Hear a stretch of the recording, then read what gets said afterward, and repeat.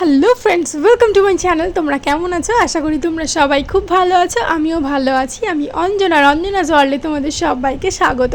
তো চলো, আমি লোকনাথ মন্দিরে গেছিলাম, ভাবলাম তোমাদেরকেও একটু ঘুরিয়ে নিয়ে যাই, দেখিয়ে যাই। তো লোকনাথ মন্দির বলতেই আমরা কিন্তু বুঝি চাকলা আর কচুয়া, কিন্তু উত্তর 24 পরগনার মধ্যে বারাসাতে এত সুন্দর একটা লোকনাথ মন্দির আছে, যেটা ব্যারাকপুর রোডে অবস্থিত। ওই যে কোনায় দেখছো লোকনাথ সরণি, লোকনাথ সরণির ঠিক পাশেই রয়েছে এই লোকনাথ মন্দিরটি। তো চলো, ভিডিওটা পুরোটা স্কিপ না করে দেখতে থাকো।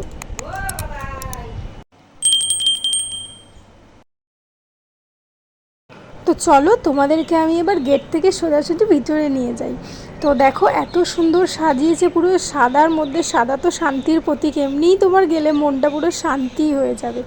তো এই দুদিক থেকে সিঁড়ি রয়েছে, তোমরা যে কোনো থেকে উপরে উঠে যেতে পারো। ঠাকুরটা রয়েছে উপরে। তার আগে আমি বাইরেটা তোমাদের একটু দেখাবো।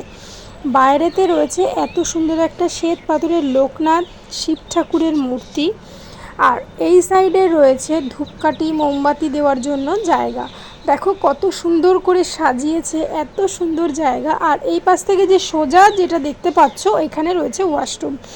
তো চলো ভিতরে যাই। আর কোনো সহৃদয় ব্যক্তি যদি চান যে তিনি সেবা করবেন, তো এই নিচের কক্ষে যোগাযোগ করবেন আগে থেকে, তাহলে সে পারবেন। তো চলো, আমি এই পাশের সিঁড়ি থেকে যাই, বেরোনোর সময় ওই পাশ থেকে আসবো, তাহলে দুটোই কভার হয়ে যাবে। এত সুন্দর দেখো শ্বেত পাথরের, মানে তোমাদের মনটা একদম শান্তি হয়ে যাবে। তো এই মন্দিরটা রোজ সকাল 7টা থেকে বেলা 11টা পর্যন্ত খোলা থাকে, আর বিকেল 4টে থেকে রাত 8টা পর্যন্ত খোলা থাকে। তো তোমরা যারা চাও আসতে, তারা কিন্তু অবশ্যই আসতে পারো। যারা মধ্যমগ্রাম থেকে আসবে তাদেরকে কলোনি মোড়ে নামতে হবে, তারপরে বাস ধরে ব্যারাকপুর রোড লোকনাথ সরণি বললে তোমাদেরকে লোকনাথ মন্দির সামনে নামিয়ে দেবে। তো এই যে হচ্ছে বাইরের ভিউটা। আমি এখনও ভেতরে যাইনি, ঠাকুর দর্শন করব, তার আগে বাইরেটা একটু দেখিয়ে নিলাম। তো দেখো কত সুন্দর করে সাজিয়েছে।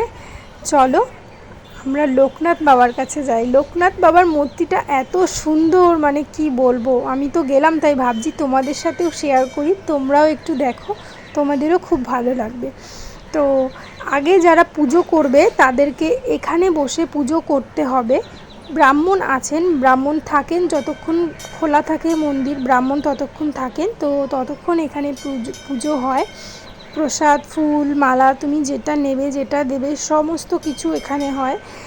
তো চলো লোকনাথ বাবার মূর্তিটা আমরা দেখি, মনটা পুরো শান্তি পাবে একদম। এত সুন্দর লোকনাথ বাবার মুখটা। তো তোমরা দেখো কত সুন্দর, কি ভালো লাগছে। তো ভালো লাগলে অবশ্যই একটা লাইক কমেন্ট করে শেয়ার করে দিও পারলে। আর কমেন্টে কিন্তু তোমরা জয় বাবা লোকনাথ লিখতে ভুলো না। এবার একটু মন্দিরটা পরিক্রমা করব। চলো পরিক্রমা করে তোমাদেরকে দেখাই এই সাইডে কি আছে, সেটাও তোমাদেরকে দেখাবো। কত সুন্দর ফুল দিয়ে সজ্জিত করেছে মন্দিরটি। যে কোনো অনুষ্ঠানে তোমরা আসতে পারো লোকনাথ বাবার। তোমরা এখানে ভোগেরও ব্যবস্থা আছে, এখানে ভোগও খাওয়ানো হয়। এই সাইডে একটু কোনো একটা ছোট্ট ব্যালকনি টাইপের রয়েছে, এখান থেকে পুরো রোডটা দেখা যাচ্ছে। পাশের ভিউটা একটু দেখিয়ে দিলাম তোমাদেরকে। এখন আমি পরিক্রমা করছি মন্দির।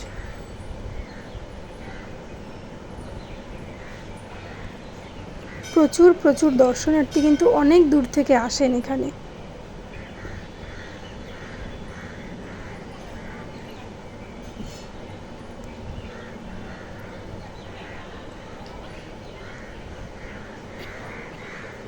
তো তোমাদের কেমন লাগলো? ভালো যদি লাগে অবশ্যই জয় বাবা লোকনাথ একটা কমেন্টে লিখে যেও।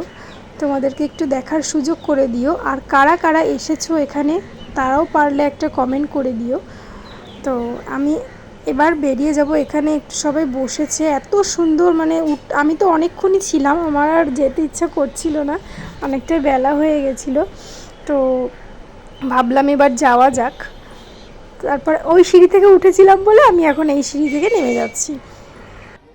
লোকনাথ বাবার যে উক্তিটি সেটা কিন্তু আমাদের সবার লোকনাথ বাবাকে দেখলেই মনে পড়ে, লোকনাথ বিপদে পড়লেও মনে পড়ে। সেটি হচ্ছে রণে বনে জলে জঙ্গলে যেখানেই বিপদে পড়িবি আমাকে স্মরণ করিবি, আমি তোদের রক্ষা করিব। তো তোমরা কিন্তু সবাই কমেন্টে জয় বাবা লোকনাথ লিখো। দেখা হচ্ছে পরবর্তী ভিডিওতে। আজকের ভিডিওটা এই পর্যন্ত। সবাই ভালো থেকো, সুস্থ থেকো, টাটা।